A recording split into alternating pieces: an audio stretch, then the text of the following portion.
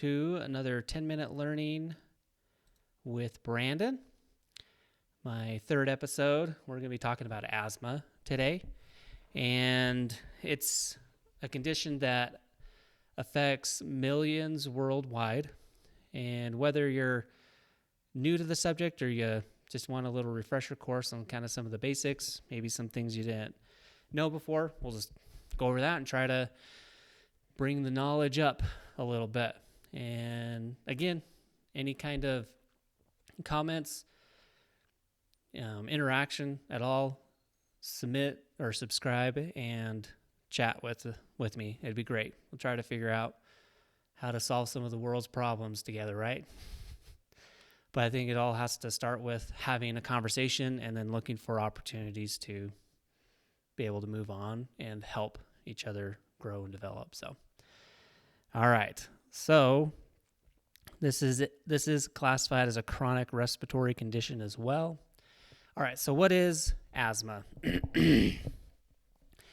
All right. Asthma is a chronic inflammatory condition of the airways that leads to recurrent episodes of wheezing, breathlessness, chest tightness, and coughing. So these symptoms are often triggered by various factors. Some include allergens and pollutants, exercise, and the big one that I see in the hospital side of things is respiratory infections. So anytime viral season's around, I see all sorts of people that have COPD, and a lot of them kind of combine COPD and asthma, have to come in and get those things figured out and managed because they're having exacerbations that they are not able to manage at all. So kind of causes and triggers. We need to know what those are and avoid them if possible and manage that with medications that you have been prescribed by your doctor. All right, so what causes asthma? While the exact cause is unknown, several factors can contribute to the development of asthma, including genetic predisposition and environmental factors. So common triggers include allergens like pollen, dust mites, pet dander, smoke, and that could be tobacco smoke, campfire smoke, house fire smoke, all those different kind of things. And a big one here in Idaho is during the summer, there's those wildland fires that can really mess up with the air quality. And air pollution.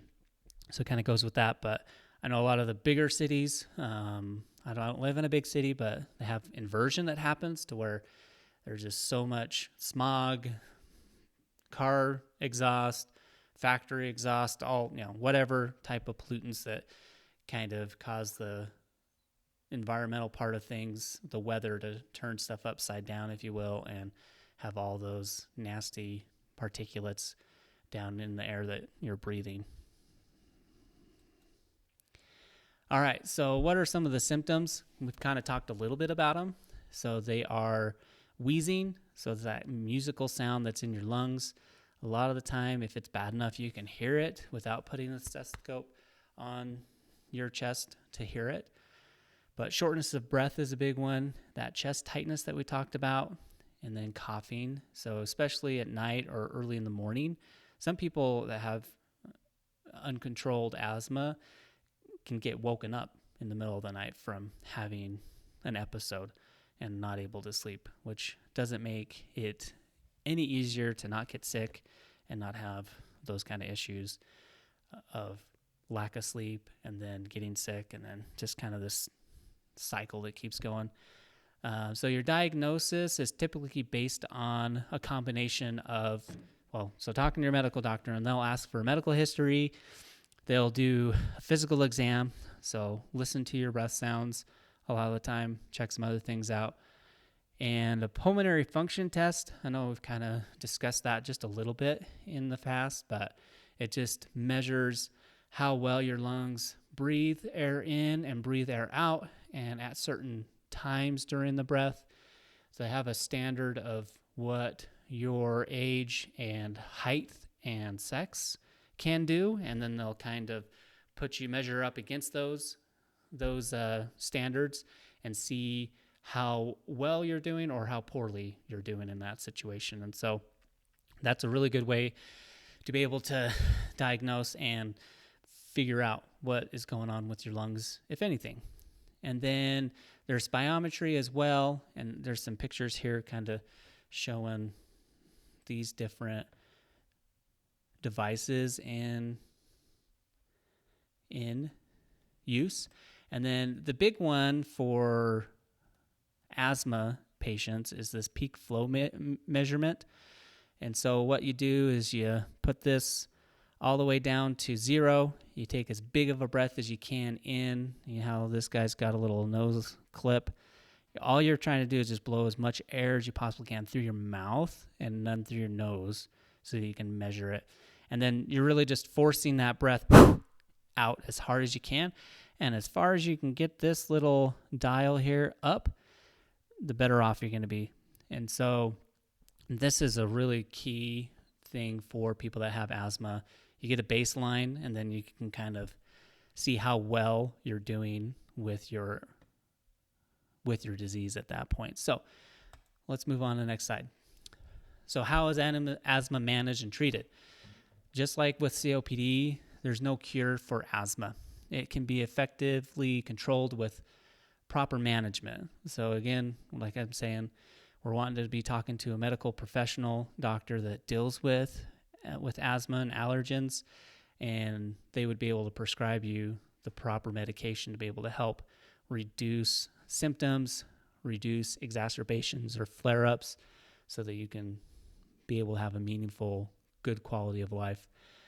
So this includes avoiding triggers. So it's kind of sad if you really like dogs, but pet dander or even cat dander, if that's what's going to make you flare up, you probably shouldn't be having those things around in your home, especially inside type of a thing. I mean, there's some other ways around that. I'm sure there's some hypoallergenic animals that you can be able to have as pets, but you have to kind of think of those things and make sure that you're taking those precautions. So we're going to be using medications just like with COPD, so bronchodilators and corticosteroids to help reduce the inflammation. That's what the steroids do. And then also the bronchodilators help open up the airways. So if you look at your lungs, they have airways in there, and those smaller airways that kind of get branched out all through your lung, they have little muscles that are around them that if they get inflamed or excited, if you will, they'll constrict. And as they constrict, they make the air passing through them a lot more difficult. There's just a lot higher resistance that has to be overcome to be able to push air in and out, and that's where wheezing comes from. What these bronchodilators, so dilate means they open up those airways by relaxing those muscles that are around there and opens them up so that the air can go in a lot easier and be able to manage that. And so that's what these medications can do. And the biggest thing is being willing,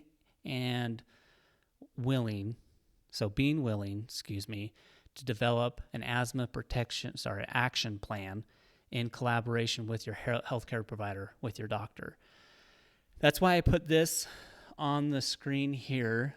Not that it's absolutely perfect, but just kind of gives you an idea of the things that you can look for. And I think the main things, I don't want you to get too lost in all of the verbiage and all that kind of stuff. But we've got green, as in you're good to go. Yellow should be kind of a warning sign. Hey, you need to start implementing some of your safety precautions, if you will. And then if you are in the red, you should be seeking medical help immediately, because it's an emergent situation. But like I said, with the peak flow meter, you have your personal best, or your baseline. So you're wanting to do this when you are not having any kind of symptoms, or you're not having any exacerbations, because that should be a lot higher than when you are having more and more problems. And so this is just like I say, this isn't the one that everybody should do. Like I said, you should be talking to your healthcare provider, your doctor, and meeting with, I would recommend meeting with a pulmonologist. That's their specialty. That's what they're doing, and trying to get things managed so that you can have all the necessary information and the best practice on how to be able to use your inhalers and your peak flow meter, and just knowing how to be able to manage your asthma as it can progressively gets worse if it gets to that point. And then, of course, we're calling 911 whenever you need emergent help. If you need an ambulance to come get you to take you to the emergency room, or you need to get into the emergency room, that's where we're needing to go. So just wanted that to kind of be there and really highlight this asthma protection plan, action plan. Asthma action plan is what, and it is kind of a protection, right? That's kind of the whole point, is to protect you from bad things happening. So living with asthma can have a significant impact on your daily life. So if you have it, you need to make sure you're managing it. So it can affect your physical activity. If you have exercise-induced asthma, it makes it hard to breathe, so you're not going to want to do those things. But exercise really is important, and you should be participating in some form of physical activity to get your heart healthy and your lungs healthy and all that stuff. So I would definitely say that you'd want to get that fixed so that you can have that impact in your life of helping with everything.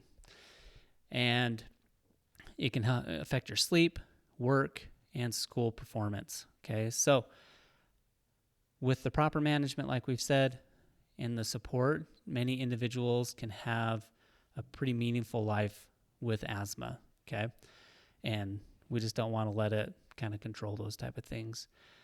So I want to bring this up. Excuse me. This website, and I'm going to try to put it in the description so that you can go ahead to go to this link and be able to read the whole article yourself. But I did find this really interesting. So because asthma is a chronic respiratory condition, it's characterized by the inflammation of airways and recurrent episodes of symptoms like wheezing and breathlessness. So while it can be challenging to manage, with proper treatment and support, individuals with asthma can lead healthy and active lives. So this chart, and we're going to kind of go over it just really fast. These numbers over here are measured in billions. It's a billions B as in building. Billions of dollars. Okay. And so the total annual cost, and this is back in May of 2015, so we can probably assume that these costs have gone up just because everything has kind of gone up that way. But the total cost, so direct causes and indirect causes of asthma alone, okay? We're talking almost, it's like 55, I guess we'll be conservative, right? $55 billion worth in just the United States alone. And then we kind of come over here. This is the direct costs, like your medications, your hospitalizations, etc. And then here in the red is the indirect cost, so your work and school absences. So it does take a lot of an impact on financial type of situations, right? Not being able to go to school or work. So we're talking with kids and also with adults, because it's not managed very appropriately. And so I was, kind of thinking as respiratory therapists, and even if some doctors are taking a listen, or even nurses, I guess you can also think of the government leadership in our states and everything like that. We need to do something to be able to fix this, I would think. It's a very huge cost that I'm sure if we can help just like 20%, we're talking billions of dollars saved, right? So I think as respiratory therapists, since this is in our wheelhouse and we should be educated on these things, we need to start creating education models, RT type clinics, if you will, where we're getting referred by these doctors that are diagnosing these patients with these respiratory type diseases and infection, or just diseases really, and being able to teach them how to properly use their medications, when to do it, how to have that asthma action plan in place, when to go and see the doctor, and when you can kind of hold back.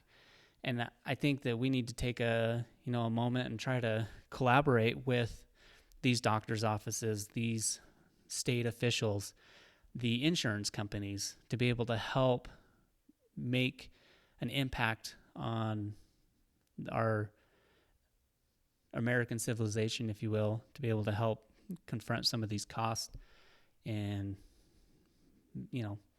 I think be able to help make everybody's lives a little bit better. No one wants to not breathe. I remember from a wilderness survival type situation. I think it's the rule of threes, and I'm sure it kind of varies in different things, but you can go 3 minutes without air, right? You can go 3 hours without shelter, 3 days without food, and 3 days without shelter. I messed it up. 3 minutes without air, 3 hours without shelter, 3 days without water. That's what it is. 3 days without water, and then 3 weeks without food. And you need to prioritize according to that set of rules, right? So because respiratory is so top priority for every human being, we should be looking for ways to be able to help our fellow humans, and looking for ways and opportunities to help them be able to live a more meaningful life, less hospital stays, and also be able to manage and have a high quality of life according to what their desires are and everything like that. So I think we need to have that conversation and kind of look for opportunities to do that. And throw some comments in there. Subscribe to the channel. The other thing is, if you or someone is living with asthma, remember that you're not alone. There's a lot of people that have that same kind of issue, and you need to reach out to your healthcare provider, to your doctor, for guidance and support. And so if you found this video helpful, be sure to like, share, and subscribe for more educational content on respiratory health. So thank you so much for watching.